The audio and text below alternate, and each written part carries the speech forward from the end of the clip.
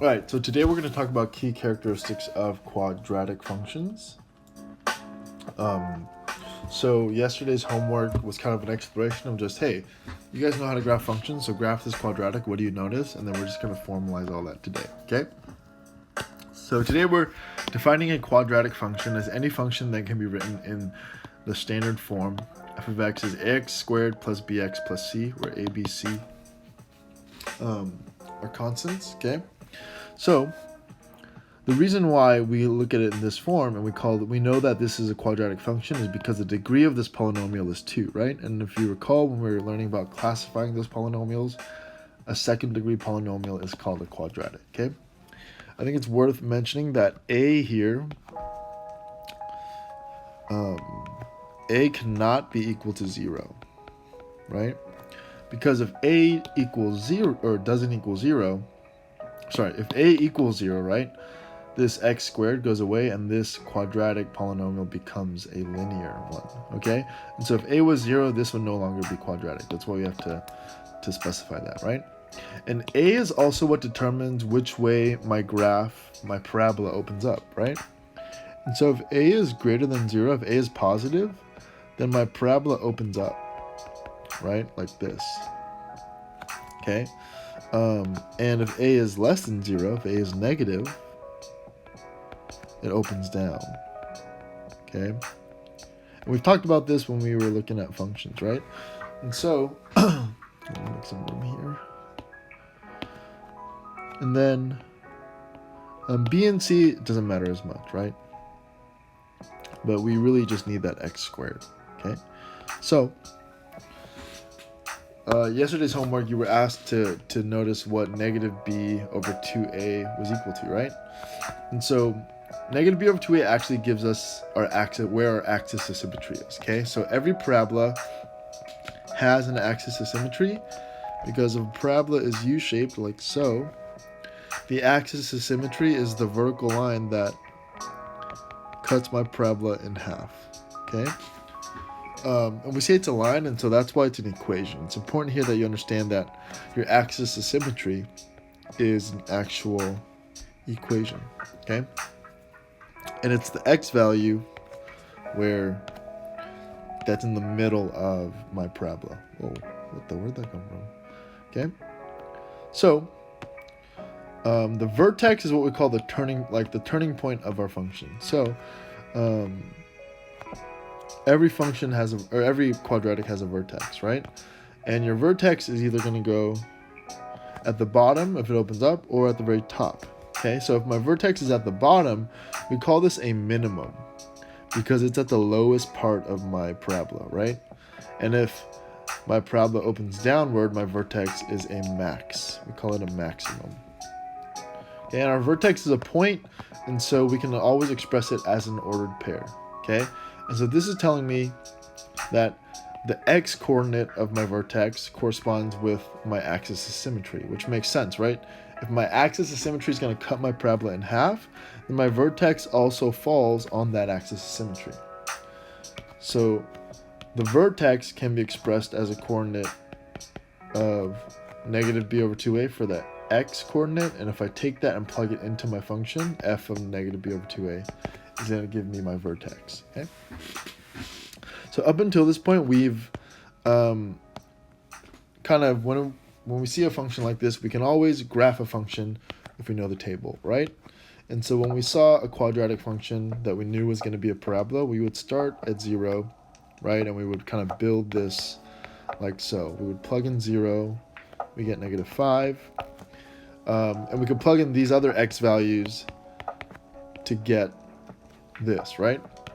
And so for 1, if I plug in 1, I get 1 squared plus 2 times 1, so that's 3. 3 minus 5 is negative 2, right?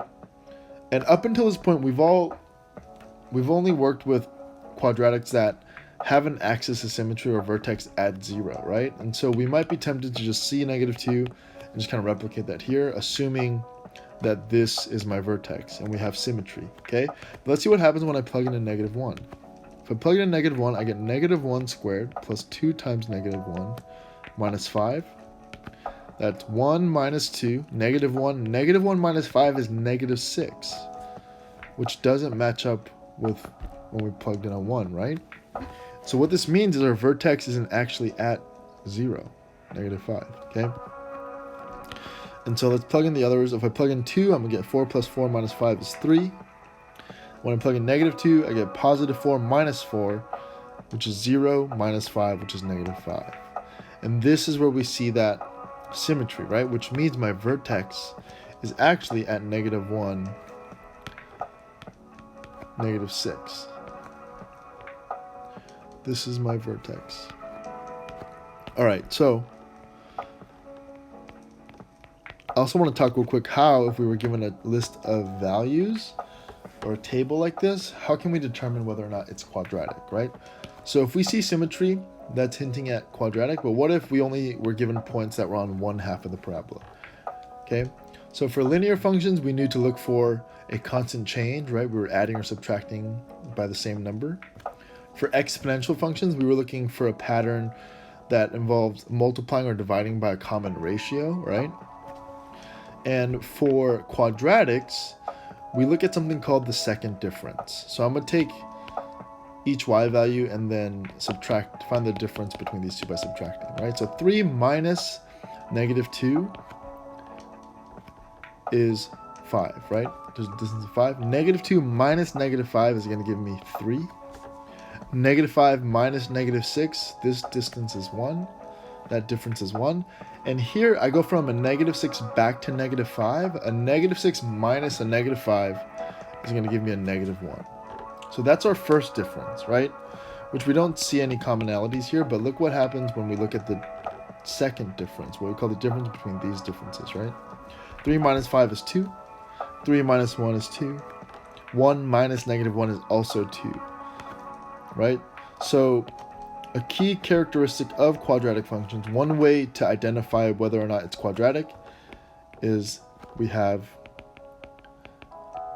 a second difference that's the same, okay? So let's go ahead and graph this.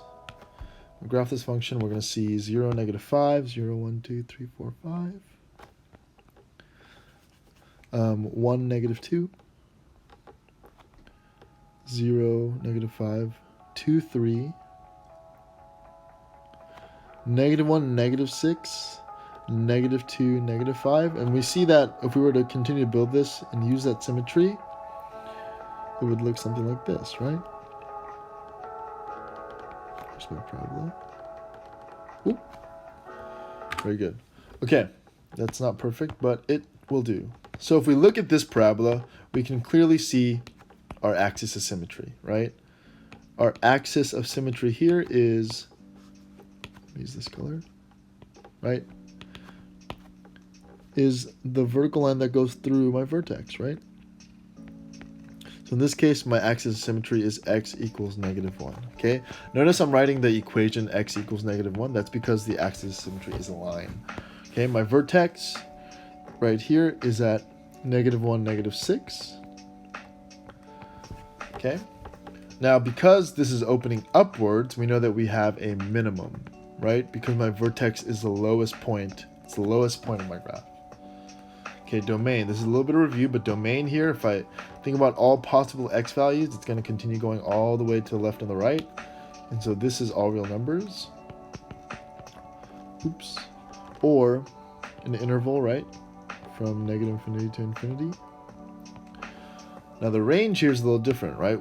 Our range, our y values start at my minimum, which is -6, and it goes upwards toward infinity. So y is going to start at -6 onto infinity. We use brackets around -6 because it includes the -6. We have a y-intercept right here at 0, -5. And we're asking for our zeros, okay? Now this was on yesterday's vocab sheet, but remember, zeros are another term for our x-intercepts, right? They're the values of x where my function is equal to 0. So if I look here, my zeros, I didn't do this perfectly. And so we can, well, what's the best way to do this? We can, actually, I think they have I think we actually have, actually, I don't think so.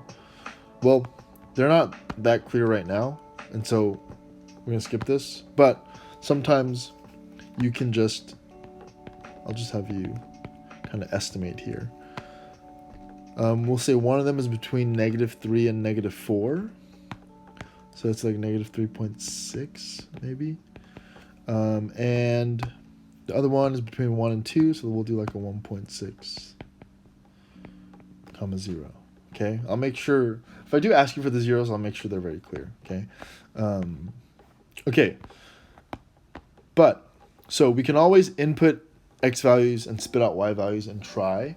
But now that we've experienced that, hey, my vertex isn't always at 0, how can we be sure that we can find points that are centered around my vertex, right? And this is where this -b/2a comes in. So we're going to start by finding our axis of symmetry.